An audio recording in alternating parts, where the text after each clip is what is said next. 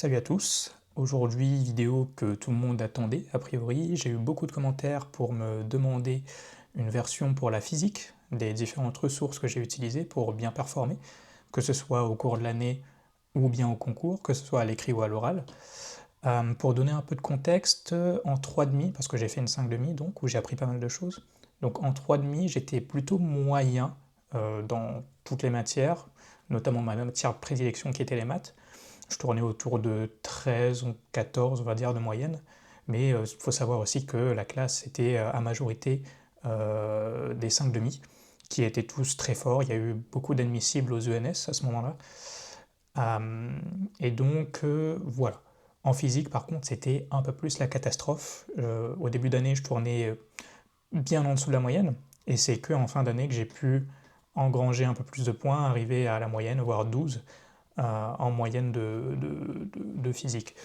Par contre, au concours, ça s'est beaucoup plus mal passé parce que j'avais pas assimilé les chapitres du début d'année et même du milieu d'année, ce qui fait que je me suis retrouvé par exemple au concours Minpon avec des 16, 17 en maths, en 3,5, mais avec des 6, voire des 8 en physique.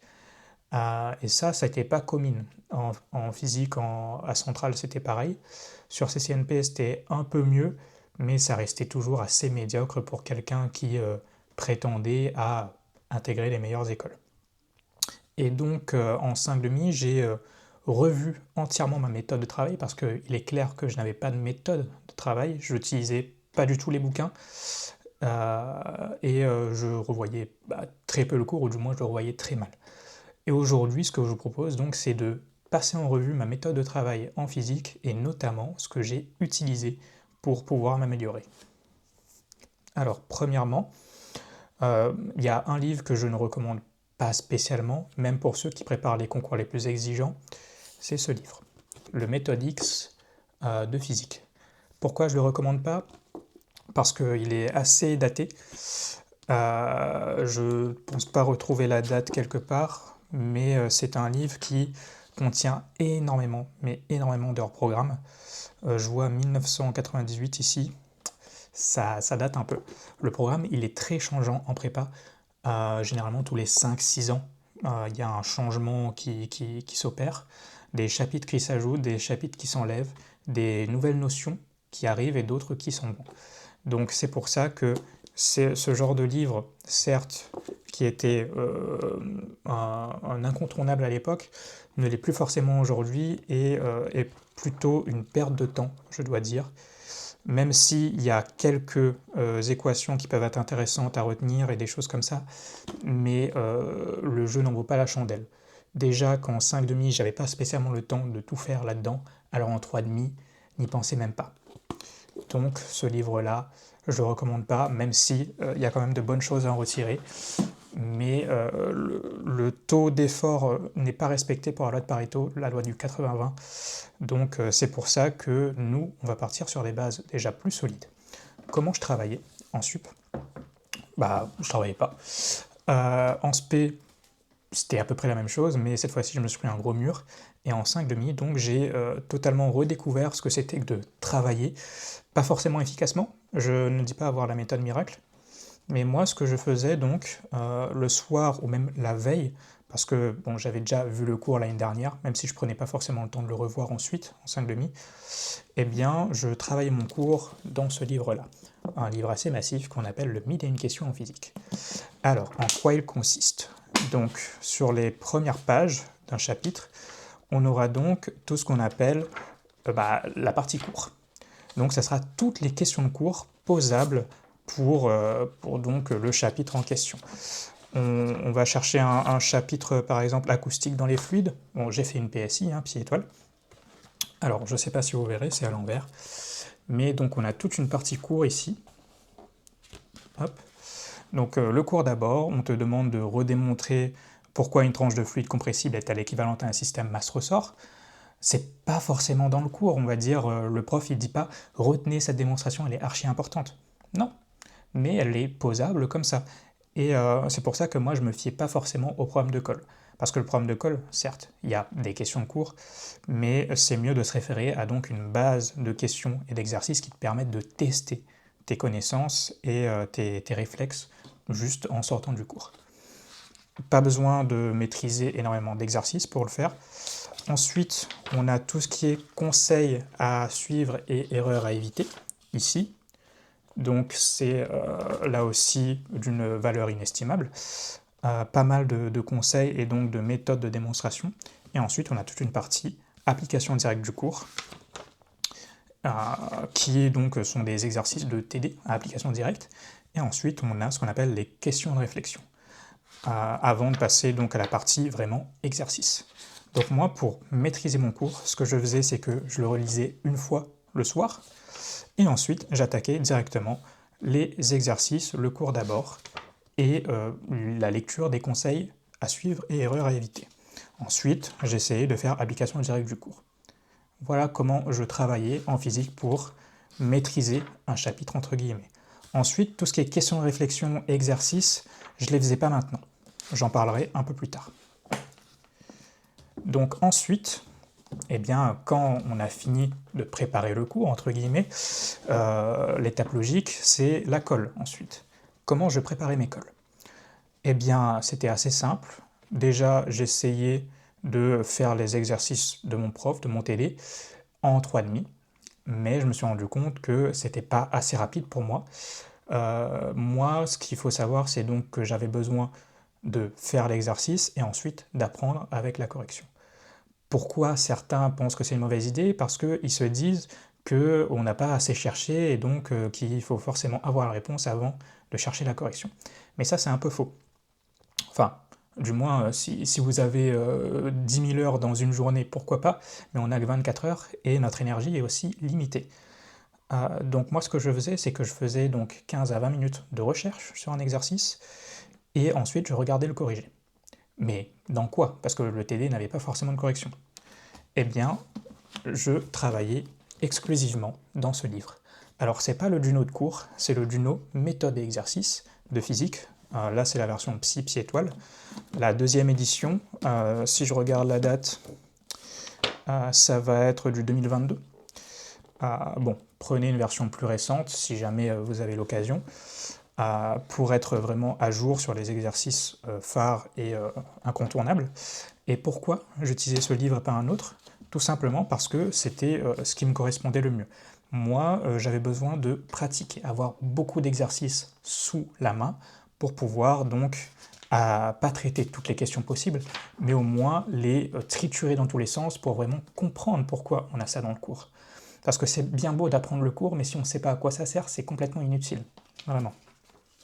Par exemple, pour le transport de charge, hop, on a toute une partie, donc les méthodes à retenir. Ces exercices-là, bon, j'essayais de les faire et ensuite de regarder la correction, qui est évidemment détaillée parce que ce sont des méthodes à ressortir. Donc il y a tout ce qui est loi d'Ohm, tout ce qui est modèle de Drude, etc. Et ensuite, on passe directement aux énoncés des exercices. Alors là, il y en a pas énormément par chapitre, il y en a une dizaine, une quinzaine, pas plus, classés donc par ordre de difficulté. Ici, ce sont des cases colorées qui vont jusqu'à 4. Il y a des exercices pour tous les niveaux. Il y en a de CCNP, il y en a de MINPON, il y en a d'XENS aussi, c'est pas un souci.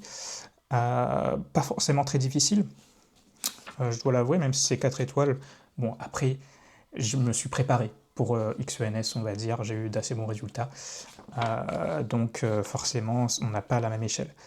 Le seul bémol de ce livre-là, bon, c'est qu'il y a, ça c'est pas un bémol, mais donc il y a une section aide, donc c'est pratique si on ne veut pas directement voir la correction, mais moi généralement ça ne me servait pas.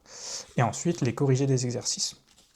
Donc, détaillés plus ou moins bien, ils ne sont pas non plus énormes, parce que ce sont des exercices, je le rappelle, plutôt d'application. Il y en a qui sont pas mal à réfléchir, mais dans la plupart des cas, on est assez léger au niveau de la correction. Le souci de ce bouquin, c'est qu'il y a pas mal d'erreurs dans le corrigé. Et donc, il faut avoir un peu de recul pour ne pas faire les mêmes erreurs que le corrigé. Mais généralement, c'est assez flagrant. Dans la plupart des cas, même si vous avez une question, n'hésitez pas à demander à votre prof. Donc voilà, pour ce livre-là, disons que je l'ai poncé. il n'a plus vraiment de secret pour moi, je l'ai fait et refait. Donc c'est une ressource que je conseille drastiquement pour préparer l'école. Ensuite, je retournais sur mon TD. Généralement, les exos se ressemblaient un peu, voire étaient totalement similaires parce que mon prof, il aimait bien reprendre des exercices qui retombaient. Et donc, en l'occurrence, c'était dans ce bouquin. Et donc, ensuite, après avoir fait tous les exos-là, là, je préparais plus spécialement la colle parce que j'ai fait à peu près tout ce qui pouvait tomber. Et donc, bon, les colleurs, eux, ils savaient que j'avais déjà fait ces exos-là. Donc, mes camarades d'autres groupes de colle, ils avaient les exos qui étaient dans le bouquin, parce qu'ils n'avaient pas fait le bouquin. Et moi, j'avais des exercices un peu plus difficiles, le type XENS, à chaque colle de physique. Pourquoi? Parce que les profs voulaient me voir galérer. Parce que s'ils me donnent des exos un peu bateaux, un peu basiques, d'application de cours, ça n'a pas vraiment d'intérêt de faire une colle finalement. Parce qu'une colle, c'est fait pour s'améliorer, pas juste pour tester ses connaissances. Parce que les connaissances, il suffit de les apprendre par cœur et c'est fait. Hein. Ensuite, comment je préparais mon DS? Pour mon DS, eh bien, je revenais en priorité aux 1001 questions. Pourquoi? Parce que j'avais déjà la ressource à disposition. Et là, j'allais plutôt dans la section exercices, que j'avais parlé un peu plus tôt. Donc après avoir déjà fait donc, les questions... les questions de cours, bon, on peut les revoir vite fait, hein. Peut-être que ça fait 2 semaines que vous n'avez pas eu colle là-dessus et que vous avez un DS ensuite. Donc c'est peut-être bien de revoir justement les exercices de cours. J'avais pas dit aussi, mais il y a aussi les ordres de grandeur à retenir. Donc ça, c'est vraiment pratique. Hop, et donc après tout ça, on revient, il y a la partie exercice. Là, c'est vraiment des exercices un peu plus costauds, je dois l'avouer, qui sont tirés de sujets d'oraux, certes, mais aussi de sujets d'écrits. Et ça, c'est pas forcément dit. Donc ne soyez pas surpris si vous voyez un exercice de ce livre qui est en fait tiré d'un sujet de Minpon Central XENS. Ceux qui préparent ces CNP, ça ne veut pas dire que vous ne devez pas utiliser cette ressource, attention. Mieux vaut être bien préparé que se contenter du minimum. Parce que si on se contente du minimum et que la barre se rehausse juste après, on peut se retrouver face à un mur là aussi.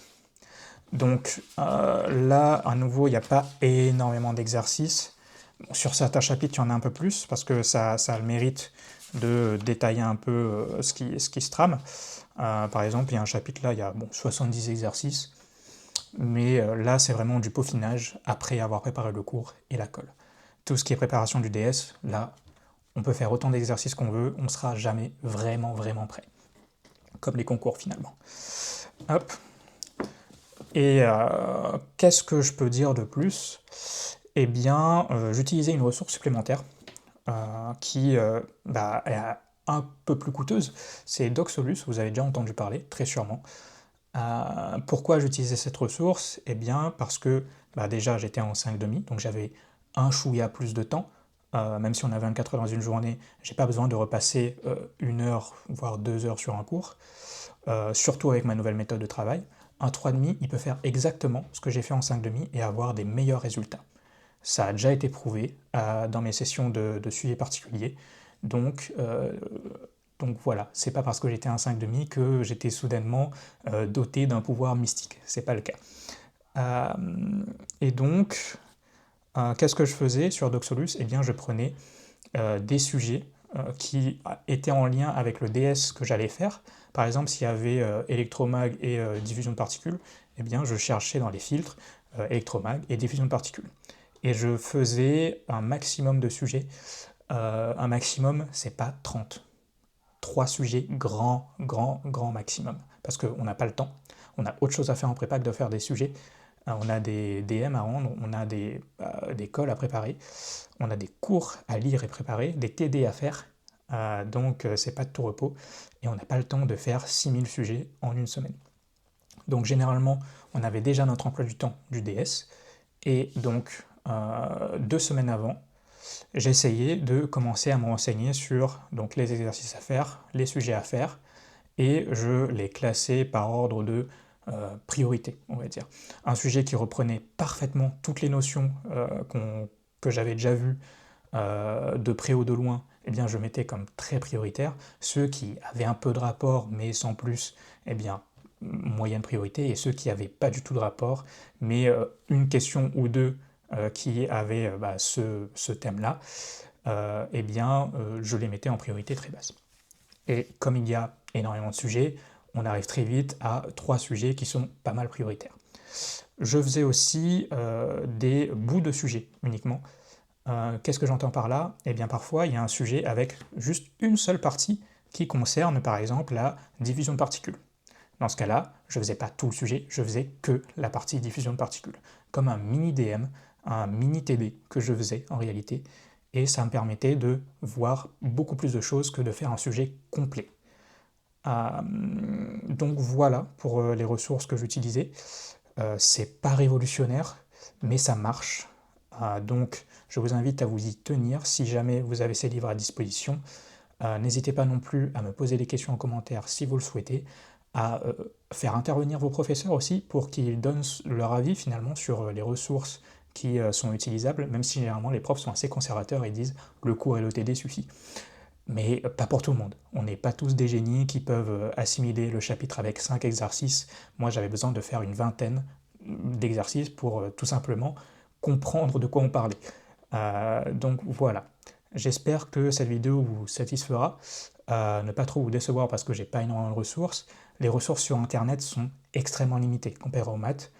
Je suppose que vous êtes là parce que vous avez essayé de chercher mais vous n'avez pas trouvé.